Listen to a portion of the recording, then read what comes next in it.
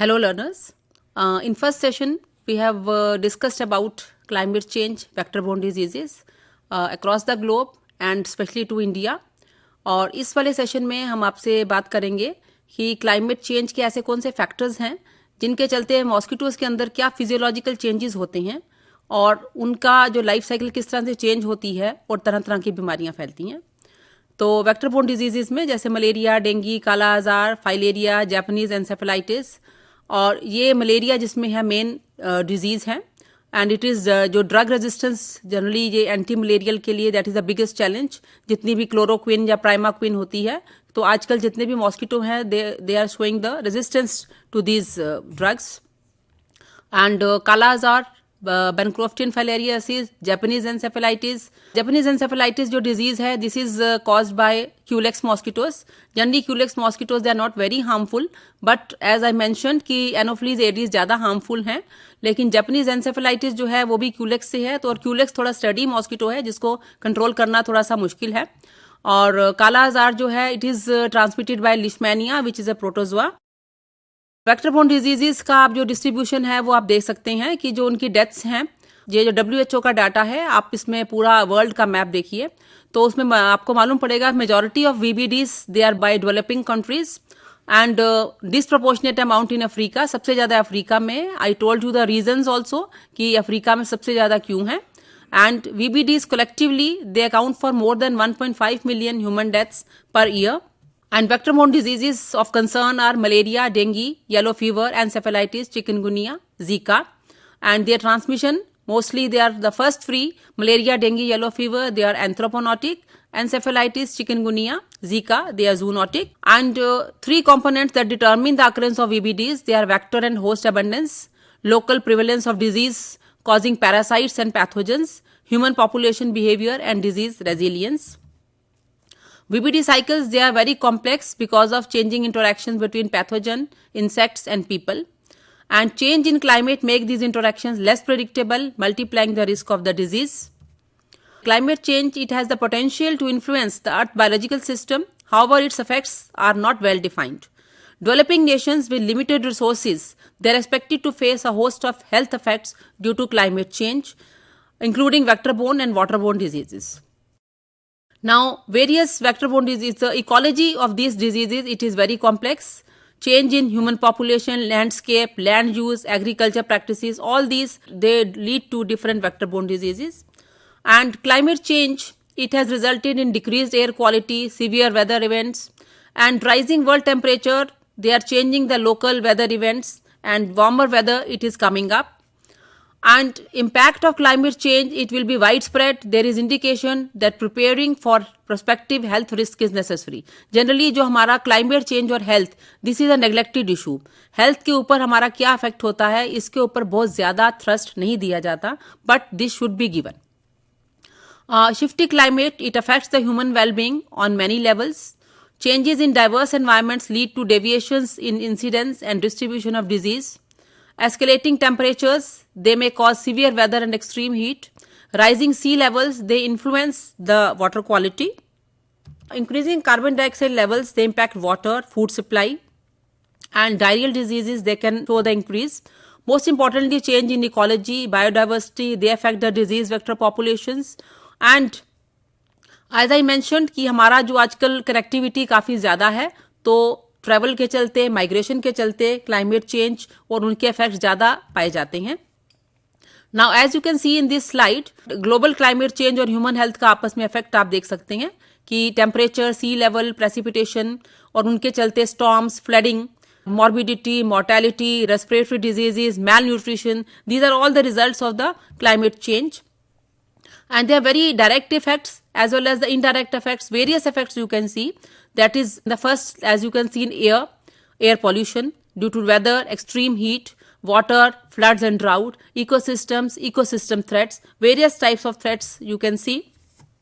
Now, this particular slide, it is showing the climate change and the health linkages. That is how the regional weather change, heat waves, extreme weather temperature, precipitation, and what are the modifying factors like agroecosystem, hydrological factors, socioeconomics, demographics. And then how do they lead to the increase of vector-borne and rodent-borne diseases, food and water shortages, effects of population displacement. How climate change, it affects your health. Change in increase of the flooding and the storms, change in the precipitation, expanded geographical range, change in the vector behaviors, increased duration of warm season, changes in the median temperature. This is the interconnection of all the factors which leads to the climate change and the diseases. Now you can see that the rising as the temperature increases. So the winter it is decreasing. The temperatures when they warm, mosquitoes and other vectors, they can move into the higher altitudes and new regions farther from the equator. As I told कि जो हमारे ठंडे इलाके या पहाड़ी इलाके थे उनमें भी अब मच्छर जो हैं वो आने लगे हैं क्योंकि वहां पर भी वार्मथ जो है वो ज्यादा होने लगी है. और इम्पैक्ट ऑफ टेम्परेचर जो है उससे वेक्टर पे भी इफेक्ट होता है, पैथोजन पे भी इफेक्ट होता है और एज ए रिजल्ट ज्यादा वीबीडीज होती हैं. पैथोजन पे कैसे इफेक्ट होता है, जैसे वायरस है या बैक्टीरिया है उनके अंदर जोग्राफिकल डिस्ट्रीब्यूशन अफेक्ट होने लगा है और ट्रांसमिशन सीजन जो उनका अफेक्ट होने लगा है. इंक्यूबेशन पीरियड जो है वो कम हो जाता है, जल्दी जल्दी उनका जो लाइफ साइकिल है वो जल्दी जल्दी आगे चलती है. और सिमिलरली पैरेलल चेंजेस वेक्टर में होते हैं. इसीलिए इन दोनों का जो कंबाइंड इफेक्ट है उसके चलते वीबीडीज का इंक्रीज प्रोपोर्शन होता है ऑफ वेक्टर्स और पैथोजेंस. बायोलॉजिकल इम्पैक्ट आप देख सकते हैं कि जैसे जैसे आप इम्पैक्ट बढ़ता है टेम्परेचर का, बाइटिंग बढ़ता है मच्छरों का, उनको जैसे अब गर्मी बढ़ती है मच्छरों को बाइटिंग की अर्ज ज्यादा होती है, वो ज्यादा देर तक एक्टिव रह सकते हैं and virus also they become infective. This is the impact of rain. जिस तरह से बारिश ज्यादा होगी larval habitat will increase, eliminate habitat by flooding. Low rainfall can create the habitat, dry season malaria, it can happen. Heavy rainfall events can synchronize vector host streaking and virus transmission. So vector activity, pathogen activity and vectors, all these factors they combine due to the impact of the rain. And they create more viable areas for vector breeding, allow breeding to occur more quickly because eggs hatch faster in hotter climates. Now you can see in the malaria 40% world population is at risk, 500 million severely ill and it is a climate sensitive disease. As you can see that anopheles का जो adult development के लिए optimal temperature is 28 to 32 और falciparum जो malaria का Plasmodium falciparum, ovale, Plasmodium vivax और Plasmodium malariae, ये चार जो प्लाज्मोडियम होते हैं उसमें लेकिन सबसे ज्यादा जो कॉमन है दैट इज प्लाज्मोडियम फेल्सिपेरम. उसके ट्रांसमिशन के लिए जो टेम्परेचर है that is 16 to 33 degree Celsius and areas on the edges of endemic regions and El Ninos such as storms, heavy rains, droughts and warm temperatures, they can cause the malaria. And as you can see in this our figure, malaria transmission, that the global ranges are mainly affected by climate. Human migration, as I told you that humans migration it is very common now because the globe it has become short, because communication travel it has become wide and because of this migration many diseases they are being transmitted from one place to another. And this particular slide it shows you the climatic impacts on malaria, that is human, vector, pathogen, environment. One vector here we have taken as Anopheles mosquito, pathogen that is Plasmodium, an environment that is temperature, water availability and humidity. Here you can see that all these interact and these factors they can impact on the malaria. Now here you can see the stability index. What exactly is the stability index? It is a measure of potential transmission based on intrinsic factors of the pathogen and mosquito species. Here you can see the stability index and different values are given as the caption.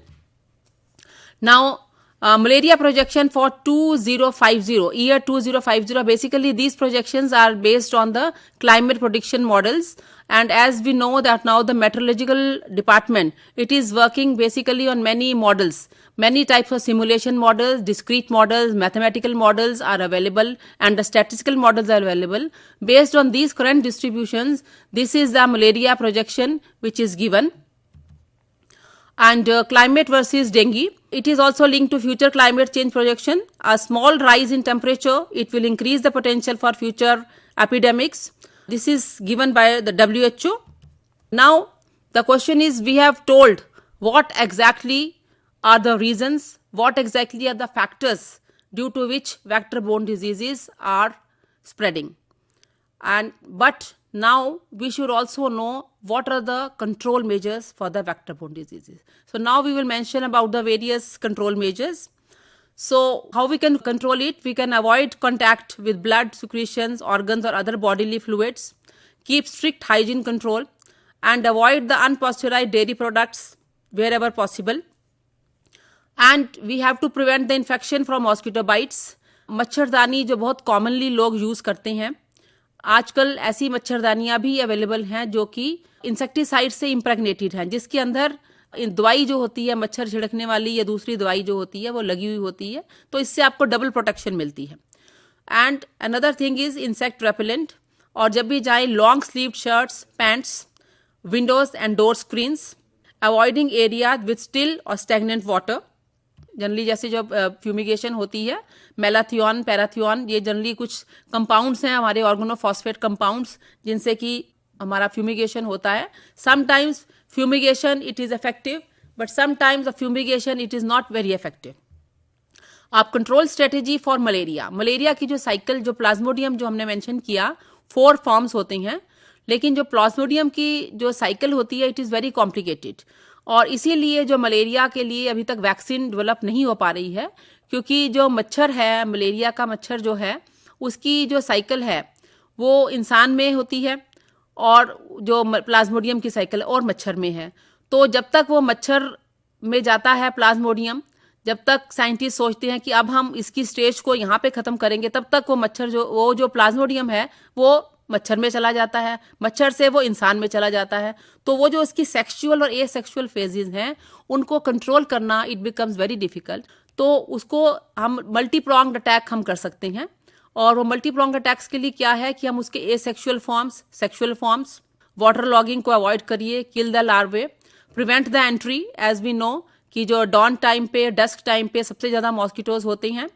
Killing the adult mosquitoes, nets, repellents, protect from mosquito bites, early diagnosis, chloroquine kill the asexual forms, primaquine kill the sexual forms, and prevention. Basically जब भी हम बात करते हैं तो prevention सबसे ज़्यादा important है, और जिसमें पब्लिक हेल्थ के लिए काफ़ी जो लोग जो हैं वो उसमें कार्यरत हैं. बट इवन देन जब भी कोई एपिडेमिक होता है तो उसमें हमें डॉक्टर्स की भी ज़रूरत पड़ती है, एंटोमोलॉजिस्ट की भी ज़रूरत पड़ती है. तो basically this is a network जिसमें हमें scientist, doctors, technicians, each and every person जो है, जिनका एक पूरा नेटवर्क होना चाहिए जो कि प्रोटेक्ट कर सकते हैं पीपल को from these diseases. Now the different approaches on VBDs. एक तो है कि आपने इंडिविजुअल प्रोटेक्शन की बात तो की है, बट द थिंग इज कि साइंटिफिक लेवल पे हमारे पास काफ़ी सारी अप्रोचेस हैं, और जिसमें 2 approaches they are very important. One is simple analytical model and another is statistical pattern matching. तो ये जो मॉडल्स हैं ये बताते हैं कि हम वीबीडीज को किस तरह से टैकल कर सकते हैं. ये मॉडल्स ये भी बताते हैं कि वीबीडीज का रिस्क क्या है. ये प्रिडिक्ट भी कर सकते हैं कि किस तरह की डिजीज जो है किस किस टाइम पर आ सकती है. जो सिंप्लीफाइड मॉडलिंग है उसके हिसाब से climate change it could greatly increase number of human cases. और जो स्टैटिस्टिकल पैटर्न मैचिंग वाला मॉडल है ये लेटेस्ट है, it was given by Rogers and Randolph in 2000. और उसके चलते ये है कि climate change could have a small effect on numbers of human cases. So ideal is a mechanistic model of transmission, but these require a high number of parameters and detailed knowledge of the ecology of the diseases. Now the thing is कि किसी भी disease की ecology को समझना और उसके बाद उसकी ecology और उसके ecological factors को control करना, this is of paramount importance, but at the same time this is a very complex issue also. क्योंकि इकोलॉजी में आप काफ़ी सारे फैक्टर्स जो होते हैं, whether it is temperature, it is precipitation, it is moisture, इन सब को कंट्रोल करना और इन सब की स्टडी करना it becomes very difficult. So what is the need of the hour? What exactly we have to do? First of all the surveillance has to be increased. Educating the people to maintain awareness of changes. जबकि आजकल ये changes जो हैं और awareness जो है ये काफ़ी हो रहा है कि बड़ी बड़ी होर्डिंग्स पे अब तो छोटे छोटे बच्चों को भी मालूम है कि एडीज का मच्छर कैसे दिखता है और एडीज का मच्छर जो है वो डेंगू के लिए रिस्पॉन्सिबल है. Precautionary approach, this is very important. Then review, evaluate, prepare the countermeasures, that is vaccines, therapeutic agents, insecticides. Then long-term ecological, epidemiological research on how environmental changes influence the disease cycles.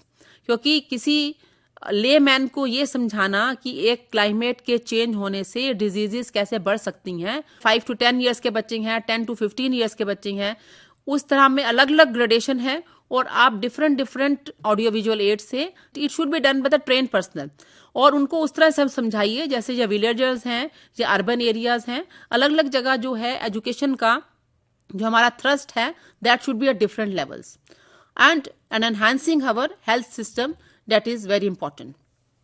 So the main highlights of this session are climate change impacts human infectious diseases via pathogen, host and transmission. Go beyond empirical observation of association between climate and health effects. Improve the prediction of associated shifts in infectious diseases at various scales. And the health effects, it may be controlled through adopting certain proactive measures. And establish the local early warning system for health effect of predicted climatic change.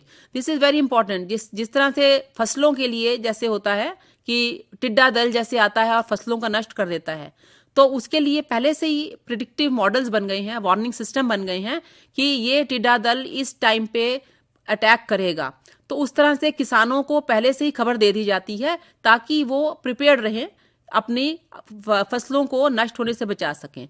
उसी तरह से diseases के लिए पहले से ही forecasting हो सकती है क्योंकि अब इतने सारे predictive models they are in place, जिसके चलते जब हम ये बता सकते हैं कि 2030 में मलेरिया कैसा होगा, 2050 में मलेरिया के क्या केसेस रहेंगे, तो उसके चलते हम ये भी बता सकते हैं कि कब कब कौन सी डिजीज आ सकती है. So we should be prepared accordingly and we should be prepared in such a manner कि ये बात सिर्फ साइंटिस्ट या डॉक्टर्स तक ही सीमित नहीं रहने चाहिए. This should be disseminated to a common man. Even जो कॉमन पर्सन है जो अफेक्ट हो सकता है उसको मालूम होना चाहिए कि डिजीज कब उसके ऊपर आ सकती है. So the future assessments which can benefit from the research activities, that is evaluation of climatic variables, socio-economic factors, human behavior influence, vector-borne disease occurrence, enhancing of the long-term systematic data collection on vector and pathogen distributions to detect the changes over time, studying the natural maintenance cycle of vector-borne pathogens. This is very important. We have to study exactly कि जो nature में जो cycle चल रही है vector की, host की, वो किस तरह से चल रही है. So this is the recap for our entire session कि हमने इस सेशन में पूरा क्या देखा कि क्लाइमेट चेंज, होस्ट, पैथोजन और उसका जो ट्रांसमिशन जो है, और उसके बाद तरह तरह की जो हमारे क्लाइमेट फैक्टर्स कौन कौन से हैं, temperature, precipitation, humidity, wind, dust, other factors. These are the climatic factors. तो सेंटर में कौन कौन से आते हैं, that is host which is basically human, then pathogen that is bacteria, virus, and host, then the transmission, how the transmission occurs, then human, society, and then impact, adaptation, different adaptations, how do they occur, then what exactly the infectious diseases, one is the vector-borne diseases, another is the infectious diseases, how do they occur, then what are the different factors, they can be vector-borne, they can be water-borne, they can be food-borne, they can be airborne, and they can be others. So what we discussed in this session was that what exactly is the climate change, what exactly is the vector, how vector-borne diseases and climate change they are occurring, then how we can prevent the vector-borne diseases at our individual level as well as at the government level, and how we together can move ahead and we can control these vector-borne diseases. And I mentioned various vector-borne diseases like dengue, chikungunya, malaria, Zika. And if you have any doubts, you can send the messages, you can talk to us. I thank you.